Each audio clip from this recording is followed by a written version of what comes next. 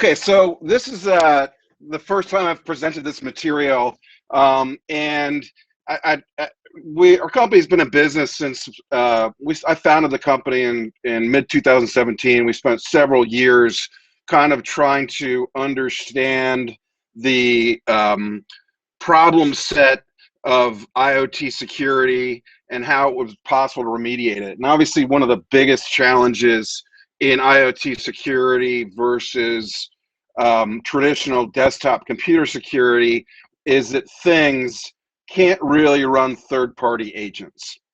And so the problem we went to solve was, how can we secure these devices that are potentially very insecure? How insecure are they? What are the problems and what can we fix?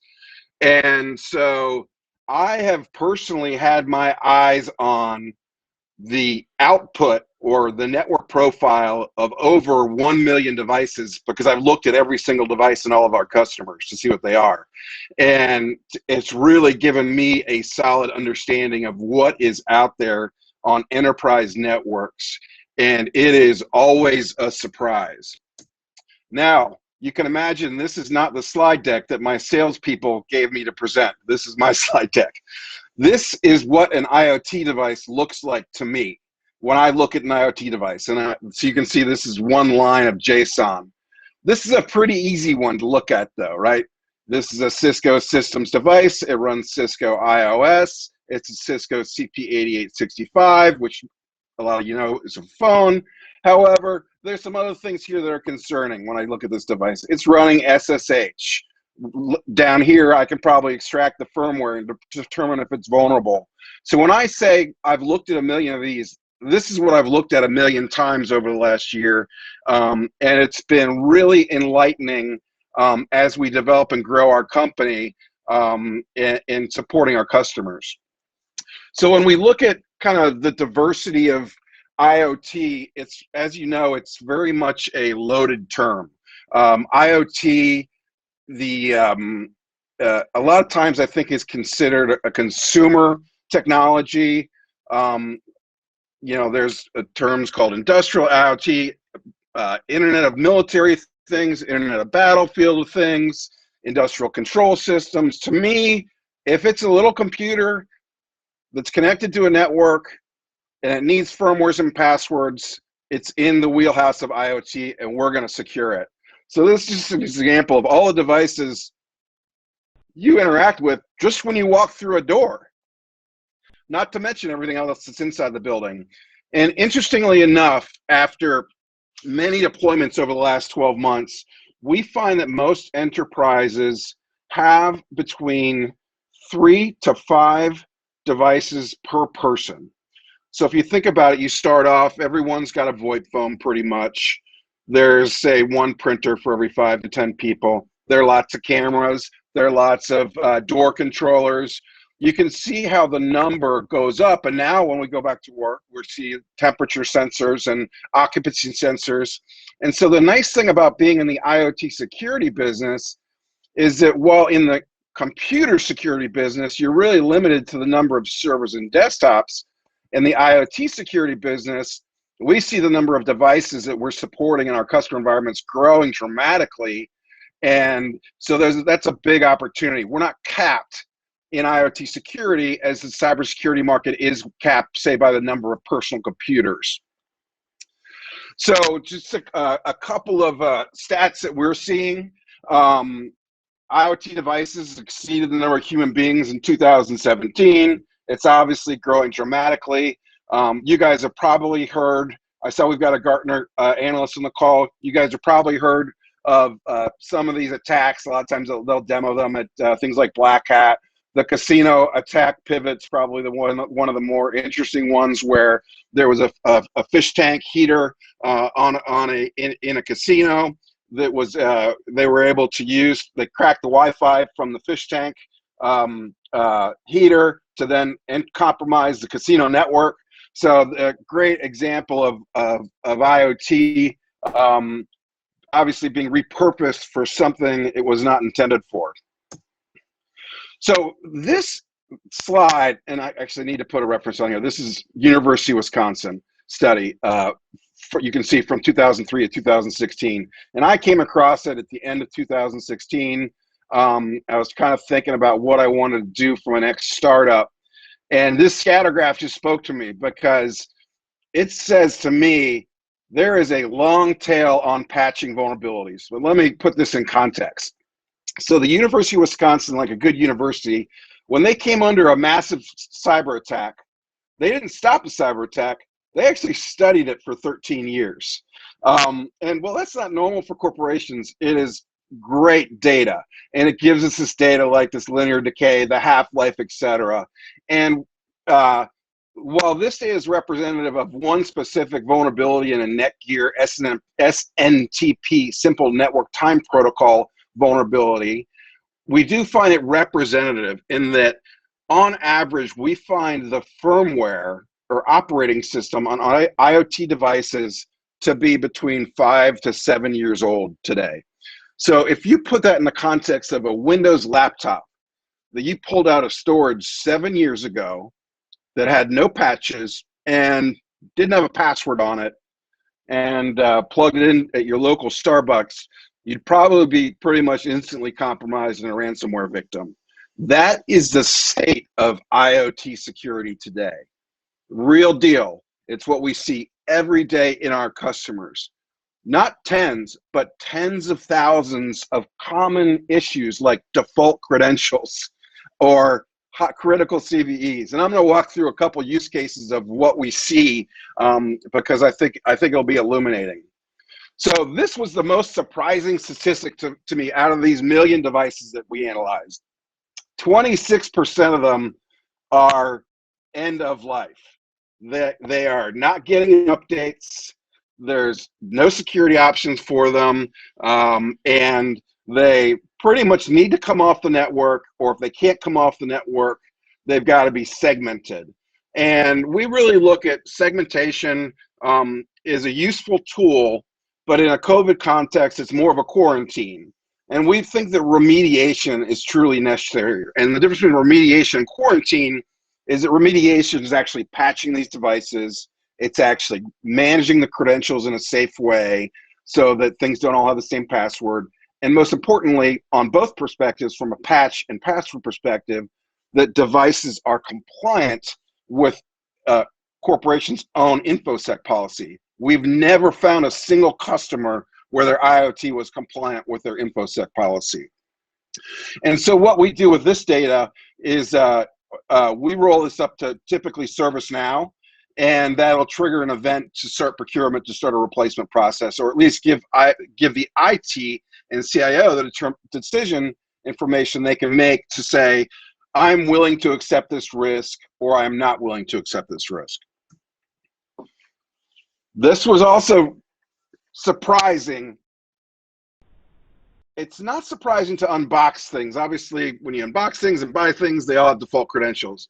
But to see devices that have been deployed for 7 to 10 years or 6 months in top-tier financial services, government, transportation, global retailers, that half these devices have default credentials is remarkable, because they have spent tens of millions, if not more, on the, say, 70% of their network that is composed of computers to make sure this is impossible. But one device that can be compromised undoes that entire investment. And it's not just one device, it's half of them. And it's interesting when we'll do a deployment now, because our job, if you haven't caught, our product basically patches vulnerabilities, kind of like Tanium, and rotates credentials. We integrate with the PAM providers to do that. Sometimes the security guys will try and scramble to go get ahead of us, and they'll still miss, hundreds or thousands of devices because they simply can't find them. And so this was a surprise to us that in world-class financials, we're talking top 3 financials in the world, that we're seeing this level of insecurity in IoT. I can pause here. I don't know if there are any questions. I can't see the chat because I'm in full screen. Who do you think, who's your ideal customer for this type of thing that you see as most vulnerable? Well, pretty much everybody across the board, it has the same level of vulnerability. So my recipe for cybersecurity startups has always been to start with Wall Street and DoD, and those are typically the security elite. So really, our target is any enterprise with more than, say, 3,000 employees. They all have these problems, and if the top tier banks and the DoD, the problem is so bad they had to pass a law for their own CIOs to change the passwords, that that really everyone has this problem. And the challenge is not a competence issue. The challenge is a visibility issue and a tooling issue. Really, to date, there's been no way to automate this. And to manually remediate vulnerabilities for each embedded device probably costs about $250 in man hours a year. So when you're talking tens of thousands of devices, you obviously want to look for an automated solution to do that. Doing it manually is just not, it's not going to happen. There's no way you can rotate these credentials. To give you an example, our first customer, this is really a beta. We picked this purposely because it was a company that had 12,000 devices. They're very valuable devices. They were all the same device, and this was in 2019. And they all had the same password, and they all had out-of-date firmware. Some of them had malware. Well, it turns out that the type of customer that was actually a Bitcoin mine, which was a great place for our first customer because we were dealing with valuable equipment that could be compromised, that had all the same passwords and had serious firmware management. Now, we're not targeting the Bitcoin mining industry per se, but it was a very good test. We were able to rotate credentials on 12,000 of their miners in 2 hours and patch 12,000 miners in 1 day. And that would have taken 1 man year. And so after that success, you say, okay, this is a winner. Let's iterate. Let's go after real enterprise. And that's where we are today. So now that we know that half the devices, 26% of the devices are on their deathbed, half of them have default credentials, half of them have vulnerable firmware. And as I said, the firmware is typically 5 to 7 years old, which is horrific if you put it in, say, Windows or Linux standards. Now, the double entendre here is that most IoT devices we're talking about are actually running Linux.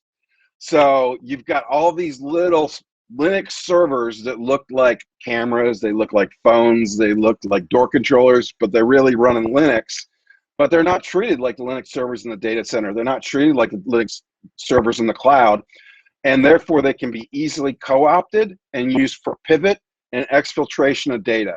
This is what the auditors are using to break in now, because you've locked down your PCs, you've locked down your servers. No one's thought about, hey, do I need to patch my 30,000 printers? Yep, you do. So when I say vulnerable, now I'm talking about basically, I don't consider low CVEs vulnerabilities. Our customers really don't care about those. I'm talking medium, high, and critical. 18% have criticals. So when you're talking a critical CVE, and if you're not familiar with CVE, it's an industry standard. It's something I worked on in the 90s. MITRE pretty much runs the scoring system now. It is the way we score a vulnerability. And a critical CVE, or common vulnerability enumeration, means it's a 9 or above on a scale of 1 to 10. And a 9 or above means that anyone can remotely take full remote access to this device with no credentials. It's a remote root vulnerability. It's the most serious of the type. And what compounds the problem in the world of IoT is that these devices now are running systems on a chip. So while you may say, well, I quarantined my cameras, they're running PoE and it's okay. But your cameras also have a system on a chip that's got a 2.4 gigahertz Wi-Fi chip. It's got a 5 gigahertz Wi-Fi chip. It's got a Bluetooth chip. It may have a Zigbee chip that you don't even know about. So these devices are multi-homed. And once they're compromised, they can use that multi-homing for additional pivot and attack vectors and ex-fil. So, you know, one of the key things we're adding into our products this year is the ability to turn that stuff off. You know, does your HP printer really need Wi-Fi and Bluetooth when in fact it's plugged into an Ethernet interface? The answer for most cases is no. And some of these devices operate promiscuously on the network because they're designed to be easy to operate with, right? Printers like to print. You know, they want to sell you more toner, so they're going to make it as easy as possible. Anybody walking by can use Bluetooth, they can use Wi-Fi Direct, but that's really not a good security posture. So these critical security vulnerabilities are so serious that when I'm on a call with, say, a FinServe customer, and we show them, you know, 100 critical CVEs, they get off the phone immediately and go fix them. There's no waiting around. This is kind of, you know, deathbed type situation for these devices, and they have policies that require immediate remediation for critical CVEs. However, the traditional vulnerability scanners that are out there, they've been doing a really good job finding vulnerabilities for the last 20 years. I worked on one at ISS that then was purchased by Rapid7. I know Nessus well. I know Qualys well. And they do a very good job of finding vulnerabilities in computer systems and applications. They do a pretty poor job of detecting IoT.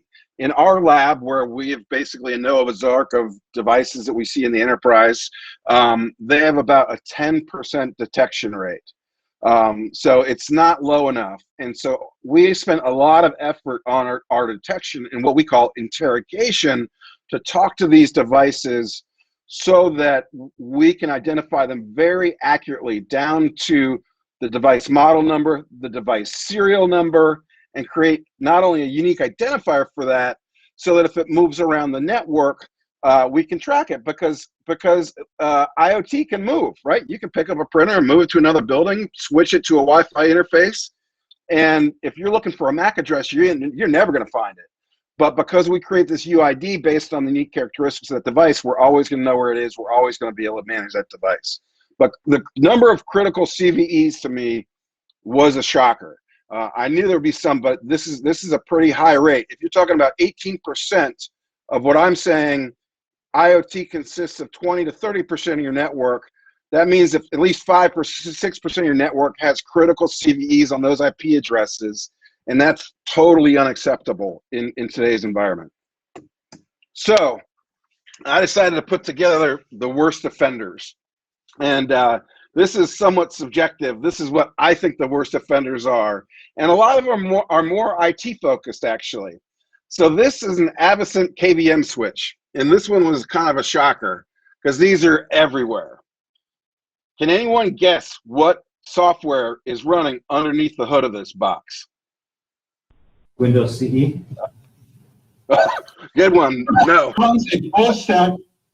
Ubuntu 10. Ubuntu version 10.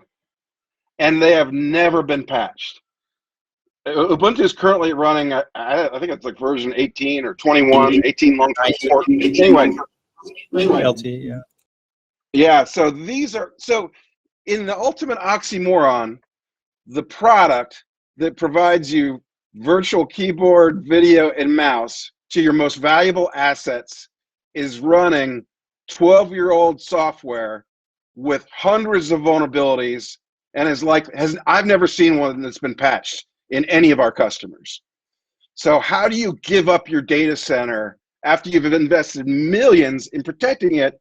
But hey, you know what? Don't worry about the KVM switch. I'm sure that's fine.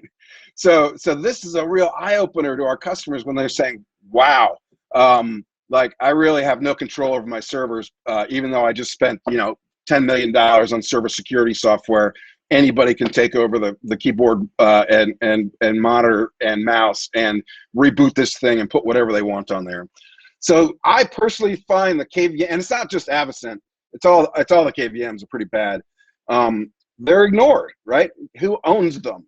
Who's responsible for patching the KVMs? Right now, probably nobody. Another one. Does anybody know what this little port is? I kind of laid it out here for you. So this is not the Ethernet port for the computer. Those are over here. This is the, I don't know what machine, I think this is an IPMI port. Anyway, there are 3 types of lights out management controllers that exist in the world. ILO, which is made by HP. Dell, which makes 7 versions of what's called the iDRAC, and Supermicro, which uses the IPMI standard, and other vendors use IPMI. Anyway, all 3 of these, this is a little IoT computer running its own software. Some are Linux, some are VxWorks. There's malware for these devices that has showed up in bare metal servers, even in IBM's cloud. These are, I have never seen these patched. These are always have default credentials. And guess what? With default credentials, you can fire up a virtual console for this server and reboot it and take the whole thing over. So while there might be $10,000 of security software sitting on this server to protect everything on it, this IPMI port or iDRAC allows anybody remote access to it, and malware. And so obviously the solution is to patch it. Now, it's open for debate. Is this IoT or not? To me, this is IoT. This is a thing in a customer's environment that runs its own embedded operating system that is not even, they're not even aware it's there, or they forgot about it, and it introduces a huge vulnerability. Next is the racks and everything in them. I like them so much, you can see I have my own behind me here in my basement lab. And so the racks are really important. So really the first thing our customers, we found our customers was lots of UPS backup systems, right? Tons of them. Obviously every rack has a UPS in it. And guess what? No one seems to change the password from APC. No one likes to update the firmware. The firmware is tricky when it comes to UPS systems, because if you update the firmware, you've got to plan for a power cycle of the entire rack. But they're critical CVEs in those UPSs. So would you rather have a third party controlling your UPS with the default credential of APC and run critical CVEs on those things, or would you rather have it managed?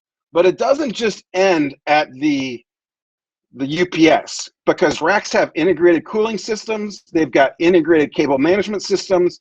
This rack behind me probably has 4 or 5 network interfaces on it that do different things, control fans, sensors, etc. And the racks themselves, unlike the servers inside them, are ignored. And this is a big honking piece of IoT I see inside every one of my customers, and they all have the same problem. Okay, so out of IoT, this gets kind of fun now. This is a very popular physical access controller from Tyco called the iStar Ultra family. And this is just one family. I'm not beating up on Tyco. There's several other, Mercury. There are a lot of products that do this. Tyco simply happens to be one of the most popular. So in my first large financial services, basically my first big deal was last year, giant hedge fund. We found these things. They're running Linux. The password was Tyco. Customer was in a new building, and we showed them that they could lock or unlock 6,400 doors by logging in with Tyco, including the front door. And this was on their production network. The CISO, the CIO had no idea. And obviously when you're kind of pitching a security product, that's your kind of home run grand slam in your demo. But now it's kind of table stakes for us now. Okay, you got an iStar Ultra, it's running firmware version 2.3, it's got 3 critical CVEs, password's Tyco. We'll go ahead and patch it. We'll go ahead and rotate the credentials, store them in CyberArk, HashiCorp, whatever for you. But these, so, again, in the oxymoron of the KVM, right? You're depending on these to secure your physical infrastructure, yet no one is securing these. And it's not true that every device has default credentials. They're really 2 sets. There's the ones with default credentials and the ones where the password's been changed once. And so we obviously have the ability for our customers to enter the correct passwords for their devices if they know them. But a lot of times we'll see deployments happen where, say, a pallet of equipment is shipped out, and that pallet, everything on that pallet has the same password. And so everything deployed in that same month or quarter has one password, and then the next month it will have a new password, but they're never changed after that deployment. So the fact that the physical infrastructure is as is or more vulnerable to the cyber infrastructure is concerning, and also I think a great opportunity to help people level up their security. So printers, I found this little nasty guy from my friend Eugene Kaspersky. He blogged on printer security. So for a while, I was a little dubious about printers being vulnerable until it came out about a year ago that state-sponsored actors have been hacking our printers for the last decade. And in 2019 at Black Hat, vulnerabilities were discovered in 10,000 printers. And that was, you know, we were just kind of getting going as a company, and we said, wow, how are we going to deal with 10,000 printers? Well, obviously, the answer is you can't, right? So the way we architect our technology, and this is the only way to do it, and this is what we spent several years doing, is we create a genus and species model for IoT. So talk about printers. This is an easy one to understand. Everyone understands the HP LaserJet. HP LaserJets last forever. They're, especially the old ones, they're very well made. And so HP LaserJets are, let's for argument's sake, say 30 years old. Most security products call them JetDirects. Well, they're not JetDirects, they're HP printers. JetDirects happen to be the network interface card that connects them to networks, but they are in fact running their own operating system and firmware. Well, it turns out in the last 30 years, HP's only used 3 firmware families. So with our abstraction layer, what that allows us to do is create 3 genuses for Hewlett-Packard. And that means we automatically have support for every printer that uses each one of those firmware families. And that's incredibly important to scale, because the first thing IoT people are saying to you, oh, it's impossible to secure every IoT device in the world. You're absolutely right. It is totally impossible. However, it's very possible to secure almost all the IoT devices and the enterprise. And what we've seen is a nice logarithmic graph. I didn't make one for this, but I'll use my hands. So my first deployment, we'll throw away the Bitcoin mine because that didn't count because they only had one device. My first FinServ deployment, day 1, we had 60% accuracy. We said, okay, that's okay. We want to do better. So about a quarter later, we were up to 70%. By the end, by Q4 2020, we were at 80% accuracy. By Q1 this year, our next 2 deployments were 95 and 98% accuracy. And what we're experiencing is a network effect. As we roll on more customers, we're onboarding more device genuses, and therefore the next customer gets the accretive value of every device we've added for every customer we've ever had, and we'll always get close to 100%. We'll never get to 100%, but we'll always be getting closer. And if we're in the high 90s compared to the state of the art, which is 10% for vulnerability management software, I'm really happy with this. But the printers are one of the worst offenders. There are tons of them out there.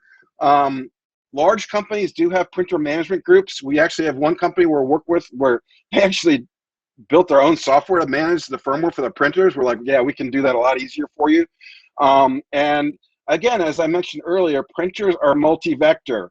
They're promiscuous devices. They've got Bluetooth. They've got PoE. They've got, or Ethernet. They've got Wi-Fi. They've got Wi-Fi 6. And so these are all, and usually they're all turned on. And so there's some basic hygiene on bringing these devices up to date. There are a lot of CVEs, vulnerabilities in them, and they all have default credentials for the most part. And so rotating the credentials and patching those devices is absolutely key.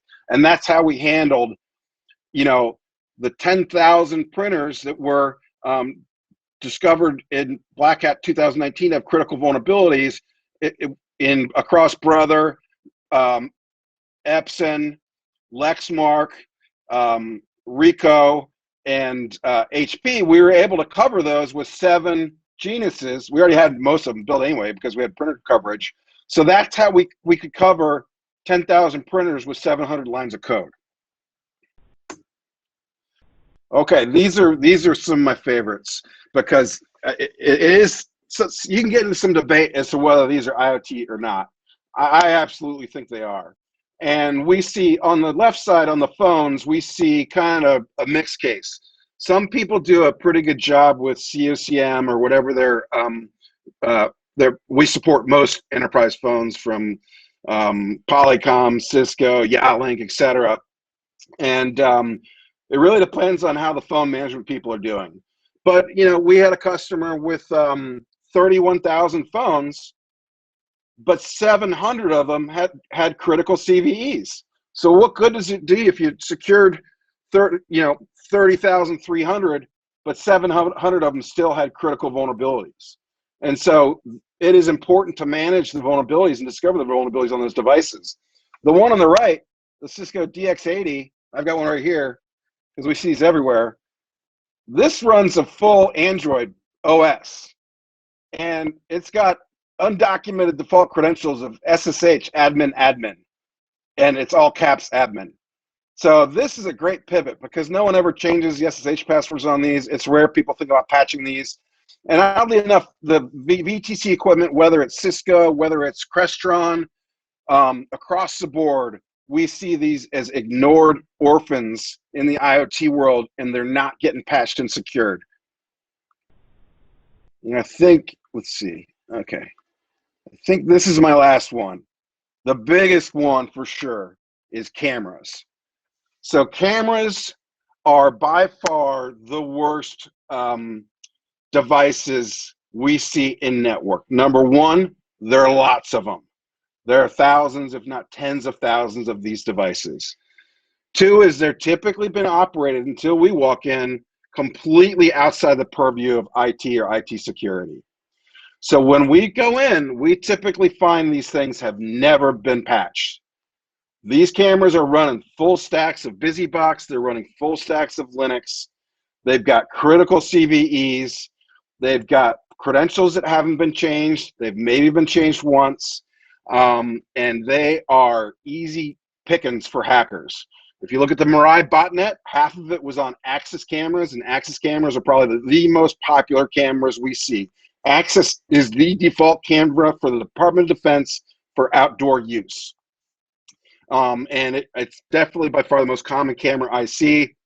Another example you probably saw recently was the Vacata camera hack, where 150,000 camera streams were hacked, kind of by a hacktivist. We haven't seen that for a while, but illustrating how serious the camera problem is. These cameras are little Linux servers.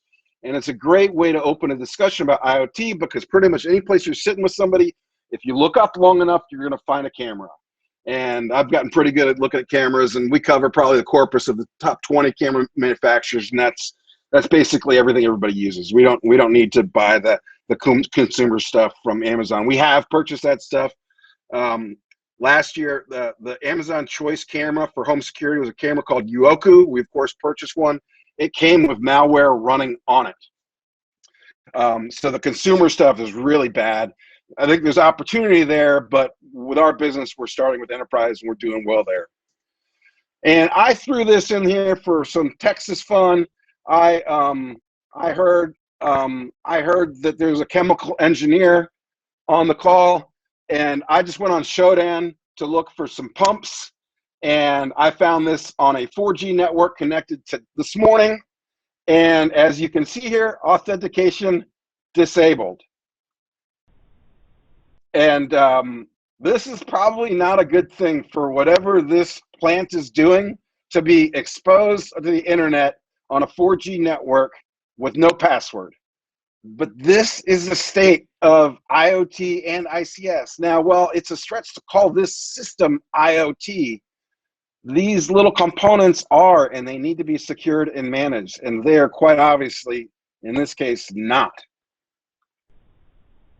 So, kind of, I think this is my last slide. This is kind of, I sang for my supper, so just let me tell you what we do. What we do is we detect, patch, and update all the devices on a network, from light bulbs to HVAC systems, from printers to cameras. And we integrate that into the device lifecycle. And we're a modern tech company. We integrate with all the password providers. We integrate with most of the network players like Forescout, Armis, Order, etc., Cisco. We know that today you can't play alone. We know that companies are not looking for another dashboard. We integrate with Splunk. We integrate with Demisto. But the most important thing I like to talk about, we don't store passwords. We don't want to store passwords. Passwords go in the password vault.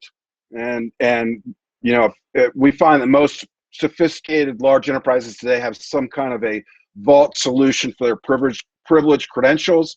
So we go to market with the leaders in that space.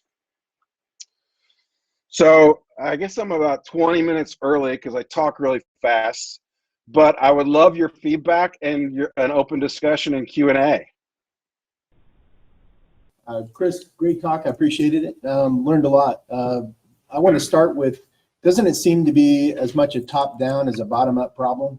I mean, it seems like senior leadership in companies are not budgeting for this thing, right? I mean, I think it's probably new to the IT folks, but it's probably even newer to the people above them who have to put the staff and the budget against software that needs to run on these devices. So yes and no. The challenge is the auditors aren't reporting to management that there's a problem here. So no one told the CISO that he had a problem until we rolled in. And so the CISO depends on the auditors to tell them what their problems are.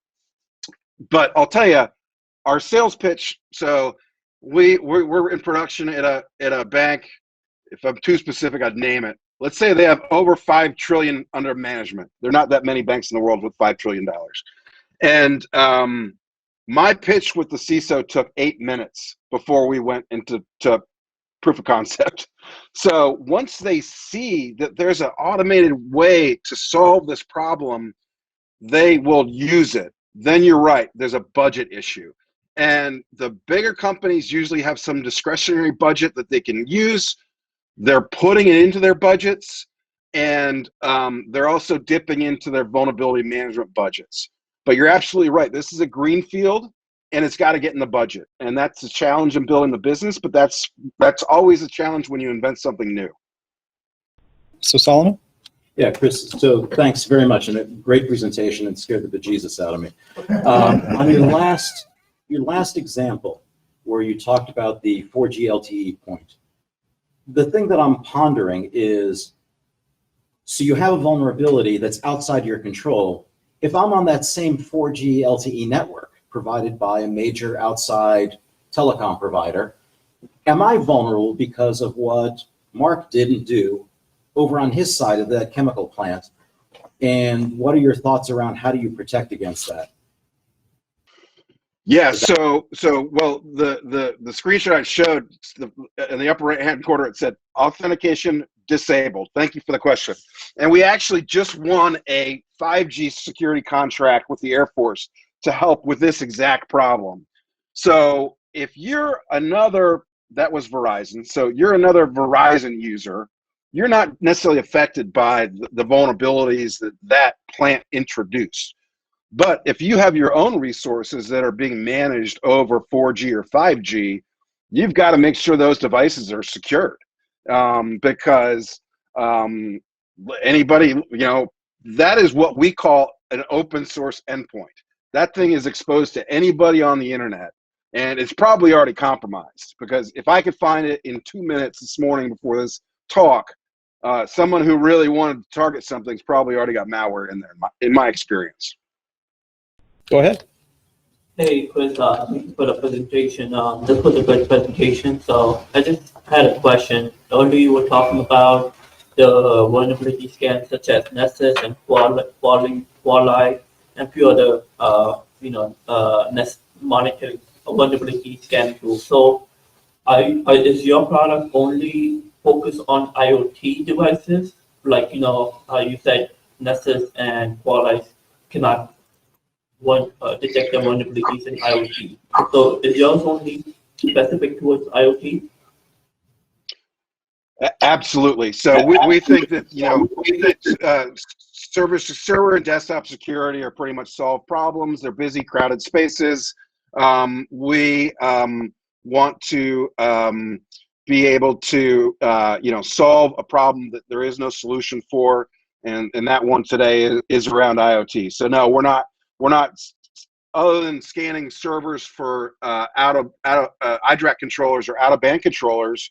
We're not trying to secure desktop software, server software, application layer. We are securing things.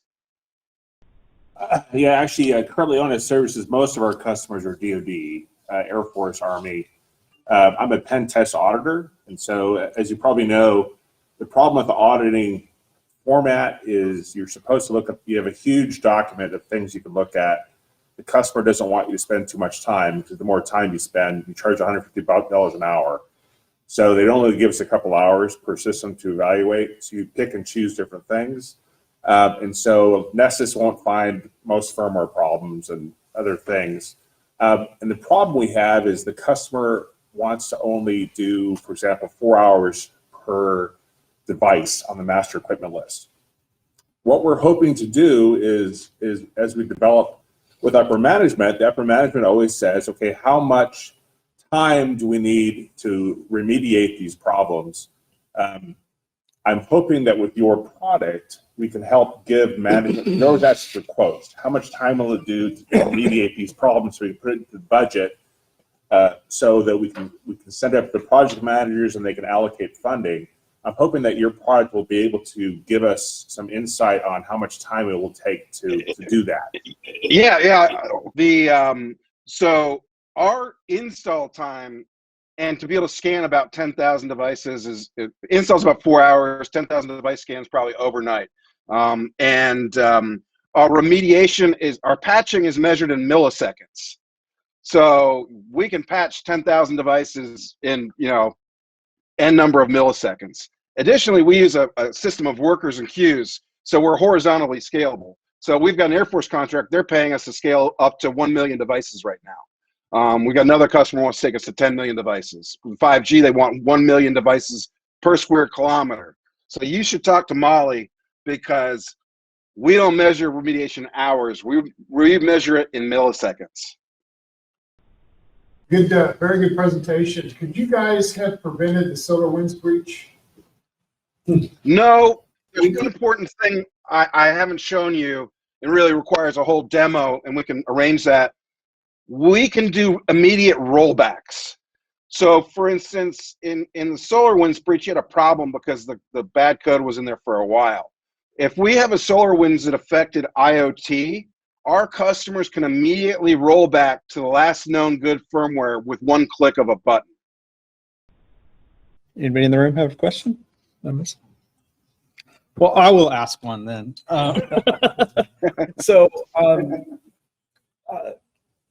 Just kind of following up, a lot of penetration testing basically uses the out-of-the-box Kali Linux tools. A lot of things that you mentioned today are not in those typical penetration tests. How do you kind of approach things such that you kind of go beyond the scope and the normal? How are you kind of handling those audits and things today? Because several of the problems won't be found in your typical tools. So we tens of thousands of different IoT devices, and we've done that by creating what we call interrogation payloads. And so at the core of our architecture, we have to know how to talk to a Polycom phone. We have to know how to talk to an HP printer. We have to know how to talk to an Axis camera. We have to know how to talk to a Tyco door controller in a fashion that device will respond to us and we will not damage that device. So I, like, putting my super nerd hat on, I kind of think we invented C3PO for IoT. So my C3PO can talk to all these IoT devices in the way they're used to, their own language, and then tell them what to do. Change your password, patch your firmware. But you're right, Kali Linux is not going to find this stuff.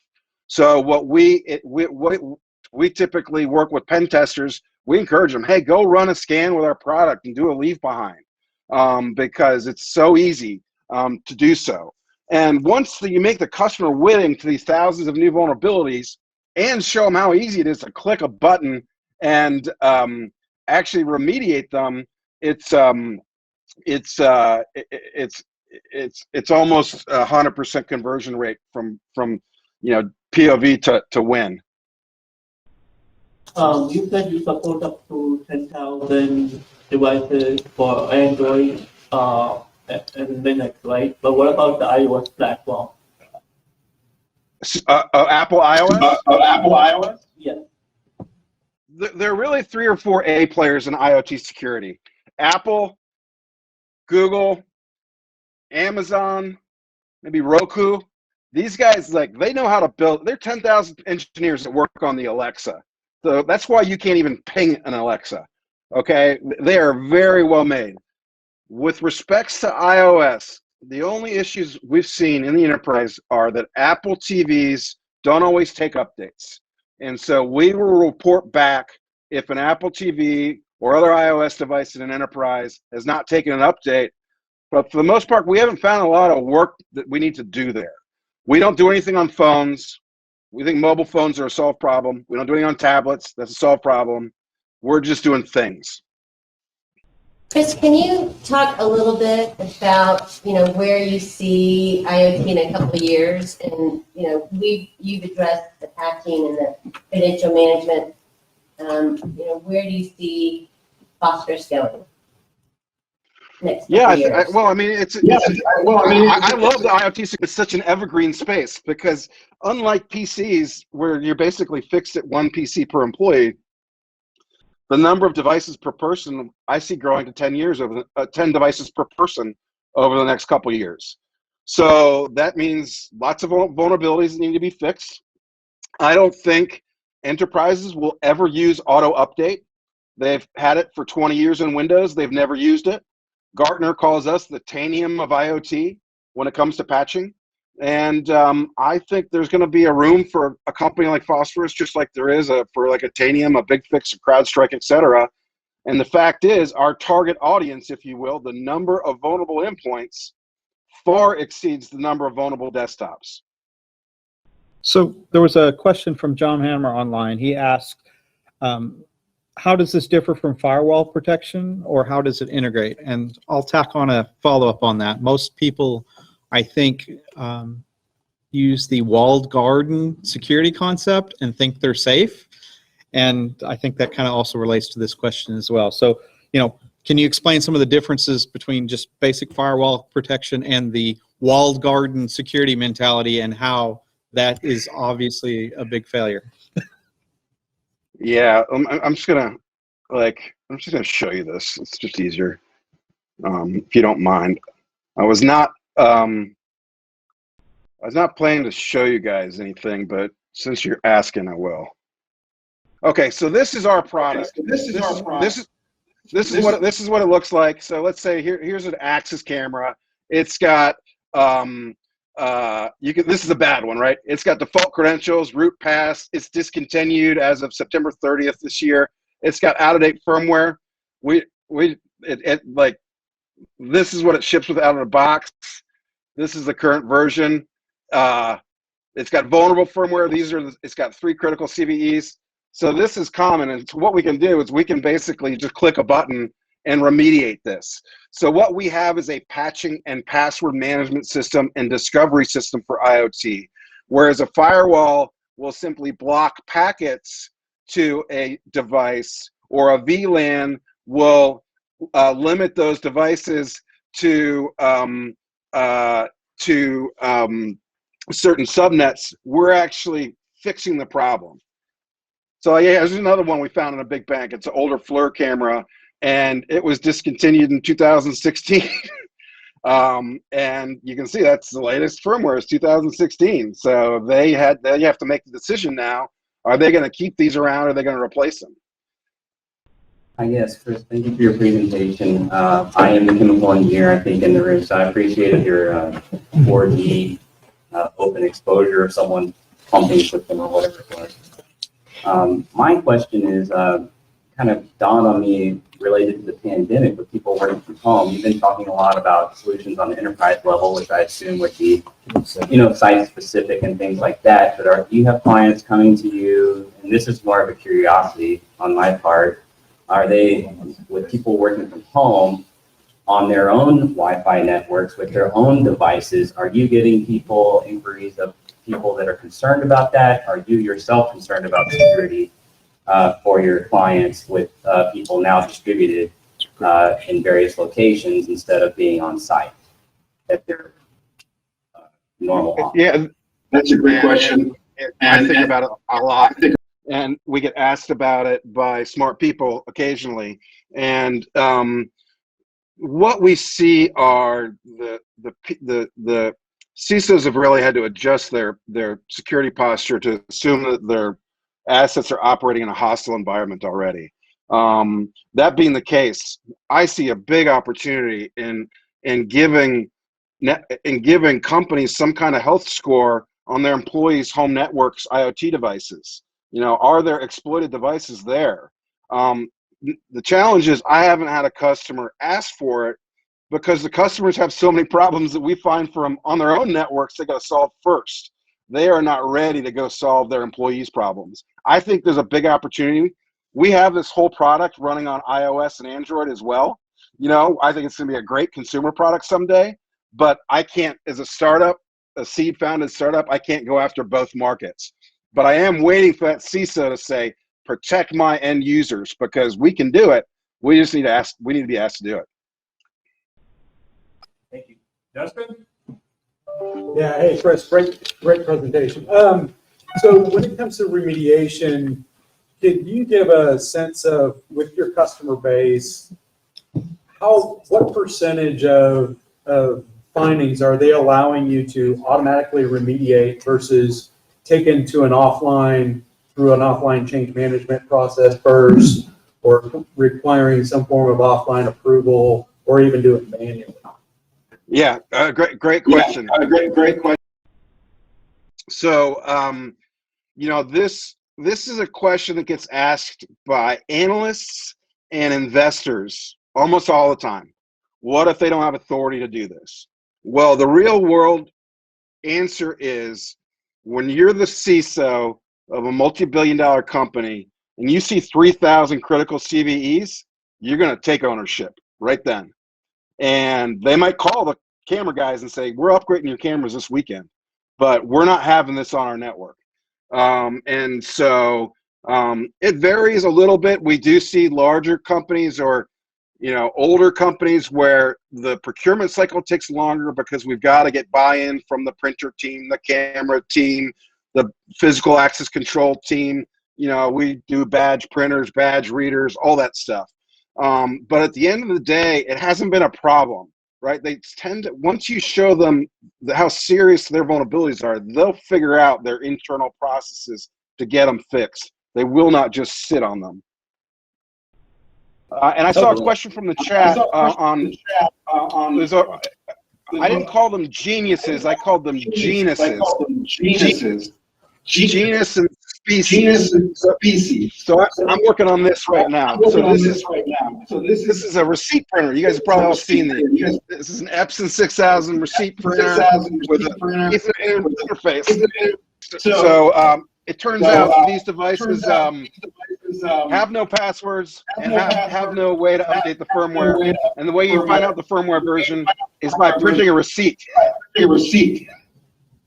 So it's pretty much the bottom of the barrel when it comes to IoT security. But we'll develop a Genus for point of service printers so that we have one model class library that supports them all. We do that for everything. So that way, for instance, Access makes 300 products. We have one family that supports every Access product ever made. Now, specifically with Axis, this is Chris. I'm very familiar with them because I'm one of their resellers. So they actually have the tool to actually do the patching and the maintenance. A lot of, like when you held up that Epson printer, those do not. So it's easier on like Axis cameras. When you held up that printer, I happen to know that those are crazy vulnerable and not easily maintained because there's no management software or solutions for those. So how do you handle objects like that? Well, this is kind of a worst case one because There's no way to update the firmware, and there's no way to put a password on it. So the recommendation is going to say insecure device upgrade or put on VLAN. And those are super common, and I see those all the time. Those Epson 6000 series, right? Yeah. Actually, I'm also a printer developer, so you can actually update them. On the Absolutely. Good. You can. I was going to comment, interestingly, for the chemical engineer who's also the patent attorney. A lot of my customers are government. The Air Force, one of the contracts we have for people working at home is they use a software called Secure Host Baseline with government issues. And when you do a VPN access, the problem is when you do a VPN access to your network, now your system is open to the other network. But when you do VPN on a Secure Host Baseline, it actually turns off all the other ports and all the other services that you might be able to do something bad, like stick a USB stick into your laptop while you're connected to a VPN, or maybe you thinking you're doing the best thing by bridging from your laptop to your printer by Wi-Fi, and your Wi-Fi can be hacked on your printer. So Secure Host Baseline automatically turns off all those services. That's what the government does. The problem with Secure Host Baseline is it's really, really hard to do other stuff. So that's why most of them never use it. So it sounds like your tool, Chris, is amazing, and that we can make these geniuses for these products, and we can solve all of these problems. I'll take amazing. Thank you. I'll take amazing. Thank you. So, just a question, I mean, as your company grows, how the traditional MSP, they offer services for network solution, server deployment, I mean, you name it, there's so many services that MSP provider can. So I know there are very few IoT MSPs out there, but where do you see, I'll tell you, man. I beat my head against the wall for 2020 trying to work with MSSPs. And at the end of the day, MSSPs don't patch. MSSPs don't change passwords. They're like the ADT ads. They just monitor. And they don't want to do anything. I have tried it with the best ones. They think it's really cool, but they are not ready to get into remediation. The first big move we've seen recently was Tenable last week announcing they're partnering with BigFix. This is the first time a vulnerability assessment vendor has started doing remediation, and I think these companies are going to have to get into it or they're going to die, right? Who wants another report? That's what was our thesis of this company. Who wants another report this thick of work you got to do when I can just click a button and fix it for you? Thank you. Thank you, Chris. Thank you, Ed. Gary Ramsey is going to take over here in a few minutes and moderate an online discussion with Chris Rouland. But Chris, it was great. Thank you very much for doing this. We're going to turn over to Gary Ramsey now for the online system. Great. Thanks, Ed. So hopefully at this point, we've got, let's see, 1, 2, 3, we have about 5 or 6 people online right now. So what I'd like to do at this point is allow everyone the opportunity to introduce themselves. Remember, this whole group is all about networking. It's all about building our community. And as we know, it's very difficult to be able to put together a full A to Z solution when it comes to IoT without having some kind of a partner network. And that's what we're all here for. So what I want to be able to do is just allow everybody to kind of get to introduce themselves.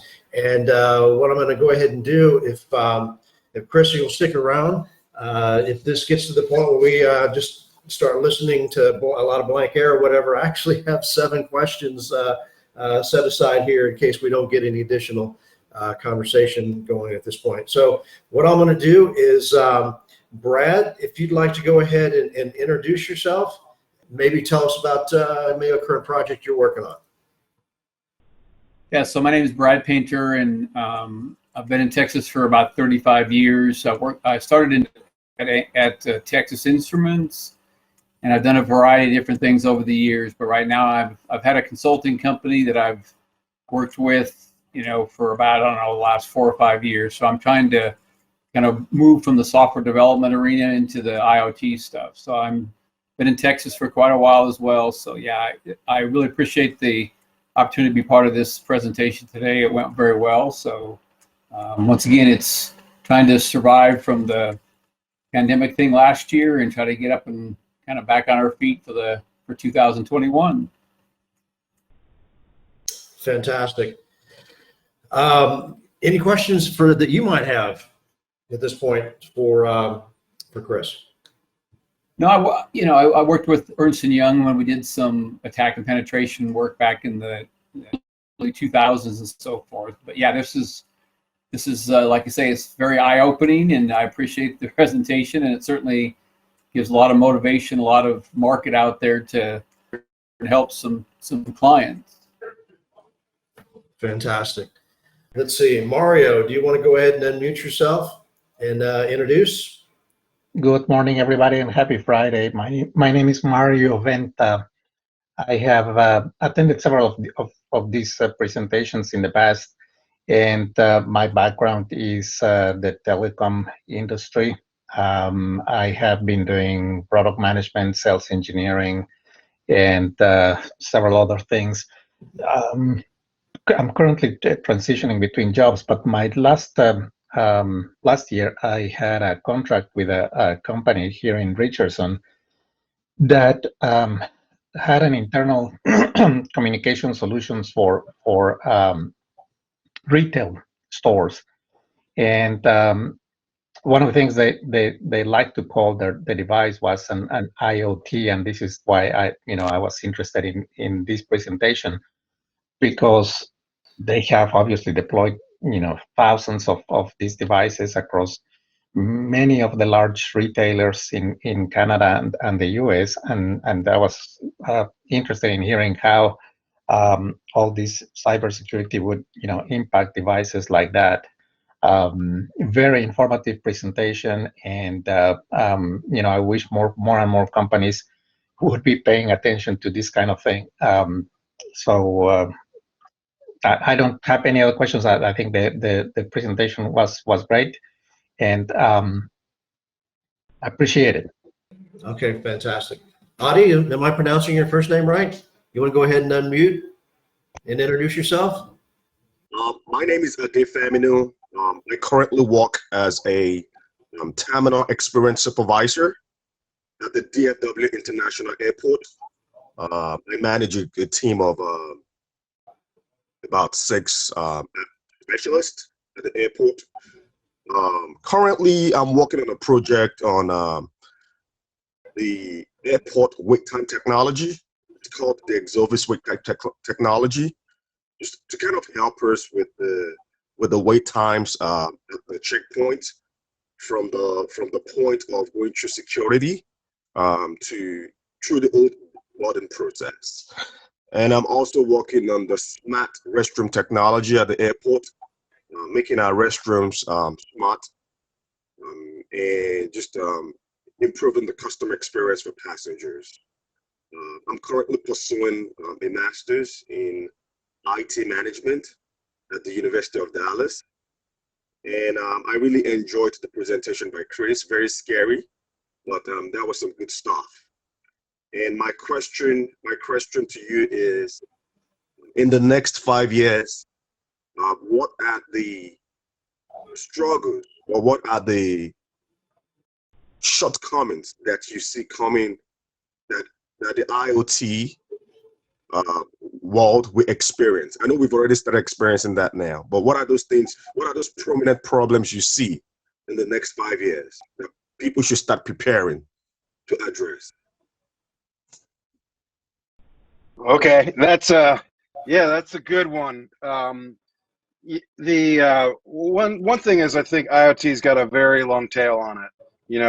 We see devices that are 20 years old all the time, and they won't go. We even see devices that are, someone had to take a Sawzall and go behind sheetrock to find it. And that brings us to, so if I have customers today having to Sawzall IoT devices out of their walls, imagine 5 years from now when everything is 5G and has a lithium-ion battery that powers it for 10 years, and it's got a Ethernet, 3 Wi-Fi interfaces, a Bluetooth, a Zigbee, and a Z-Wave, and you lose it. Right now, you've Now you've got a device that's going to be on forever, and it's got access, persistent access to your network, and can be exploited. And unless a plan is not put in place to manage the life cycle of that device, including the security life cycle, that we will be right where we are today. And we're really at the beginning of this. I don't see people putting a lot of budget into IoT security yet, and it's probably going to take something really bad to happen, worse than an attempt on the Tampa water treatment facility. We're going to need to see some ransomware. Vacata was pretty bad. That should have gotten a lot of people's attention, but it wasn't bad enough. I think in my lifetime, I remember the Morris worm. That was a big deal, but there weren't many people like us back then. Now, but the Melissa virus, I guess in 98, 99, I remember when that hit, and the next day, the world changed because everyone had to have mail gateways for security. And, I think the Mirai and other variants of botnets have caused that, but I think it's going to take some serious malware and some serious ransomware that affects IoT to get everybody's attention. But back to your original question, what am I worried about in the next 5 years is 5G making its way into everything, and then not thinking about how that affects multi-home networks of embedded devices that are insecure. We had a great question, I thought, from Solomon earlier. And he started off by just saying, this presentation scares me. So you can remember who I'm talking about. I guess the question is, if I were kind of in Adi's shoes, who in the organization do I need to get this message to, that we've got vulnerabilities, potentially massive vulnerabilities at the airport? Yeah, so I typically call on the CISO, and the CISO usually gives us a sniff and says, "Okay, Chris, looks good. I'm going to put you in touch with the vulnerability management guys." So I go into the CISO, or you can go directly to the vulnerability management guys. So it really depends on the team. But I think the CISO having visibility, saying, "Hey, there's a problem at the airport." I know the problems at airports. We're talking to one major airline already. I mean, IoT at the Atlanta airport, there's a Wi-Fi network called IoT. So I got to assume that means Internet of Things. And yeah, I mean, we haven't sold to any airports, so I don't know. And I doubt they're doing manual patching on these devices. There's so many.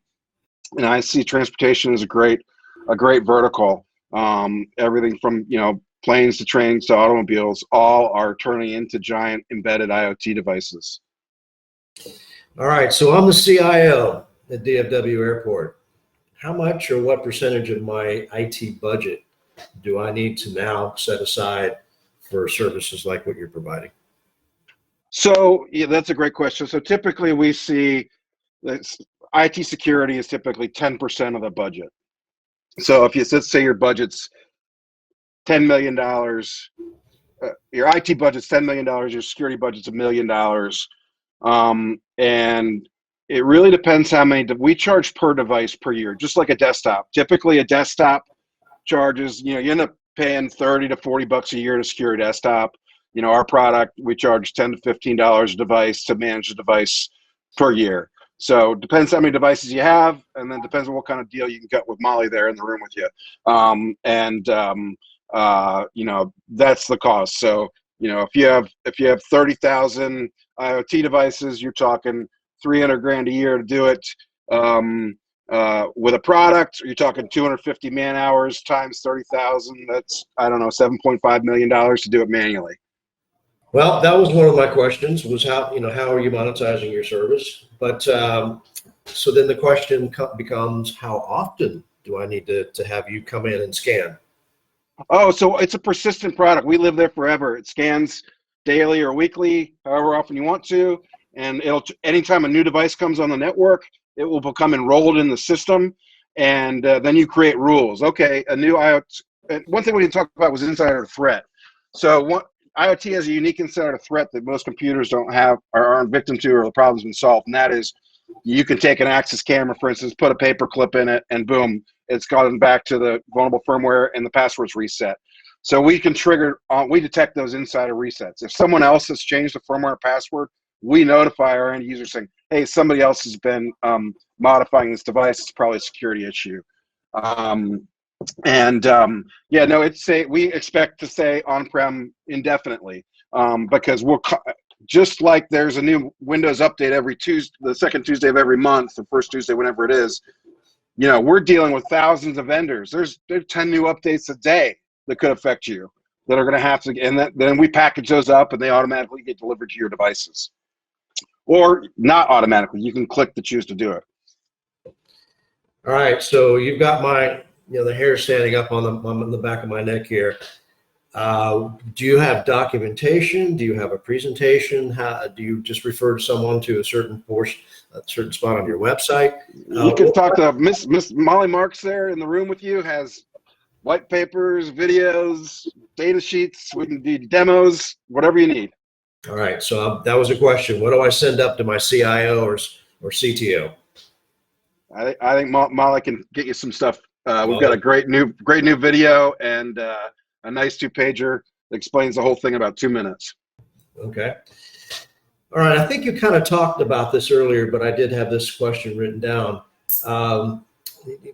The old bring your own device issue. I guess at what point, you're not hearing these questions yet, but when do you think it's going to open up where an employee walks in with a brand new Apple Watch and, showing everybody how whatever I've got here, an Apple Watch 6 or whatever it happens to be, with no updates. At what point do you see the enterprise sending a nice little message and indicates, hey, Johnny, you need to get that thing updated. I've recognized it's there. You're trying to use the Wi-Fi here to access the internet. Can you kind of maybe just touch on that just a little bit more? Yeah, so I've only been asked about that by one customer where they have a guest Wi-Fi, and it was interesting. And they said, our number one support call right now is people calling the help desk trying to get their Alexas on the guest Wi-Fi. And my kind of answer is like, I don't help with that. That's not a problem I solve. BYOD of IoT to work, I think is not a real problem today to be solved. It's certainly something we can, but that would require us to focus more on consumery stuff. I think when we find someone who actually wants us to solve that, or we see the problem is becoming bad enough, but it's uncommon, right? Most people bring a phone to work. If you're in a highly secure environment, you're not allowed to bring your phone, or you have to bring a phone that's got an MDM agent on it. Nobody likes MDM agents, but they still use them if they need to. So we're not going over into that space. An Apple Watch kind of falls somewhere in the middle, I guess. But if someone, for instance, unplugs your Polycom phone and plugs in a drop cam in your boardroom, we're going to detect that for you, because that's an attack. Hey, this used to be a Polycom and now it's a camera, by the way. You might want to check it out. We'll trigger that, roll that up to the SIM, and you can send the guys in jackboots to go unplug it. So at this point, what I understand, just kind of in summary, you effectively have a set of tools and a consultancy, and you'll come in, you'll install your set of tools, run those in a persistent manner. At what point do you see this as kind of I'll just say a Windows operating system type offering? It's a COTS product today. There is no consulting. We go in and help them get set up and run, and then after a week, the customers run the product on their own. So this is fully baked. It's been in production for over a year now, and top tier companies that you would know well. And so it's not a series of tools; it's a platform for IoT security management. And so today we cover discovery, we cover credential management. We automatically change the passwords every 30 days and store those in your vault. We automatically patch, or allow you to patch manually, or schedule through our system. And the next feature we're adding is device hardening. So for instance, on those HP printers, turning off all the unnecessary network interfaces, turning off port 80, turning off the telnet port, basic hygiene to secure those devices. But there's no human work there per se. It's all automated. All right, well, that's kind of the end of my questions. As I said, I had 7, and it looks like you kind of answered one of those during that process. But that said, is there any, first of all, with the audience that we have left at this point, there's any outstanding questions that anyone has at this point? If you have, just go ahead and unmute and ask that. And while you're doing that, I'm going to ask Chris to, potentially, is there anything else that you'd like to kind of get out here to our audience in summarization? So let's give our audience an opportunity to unmute here and see if there's any last additional questions.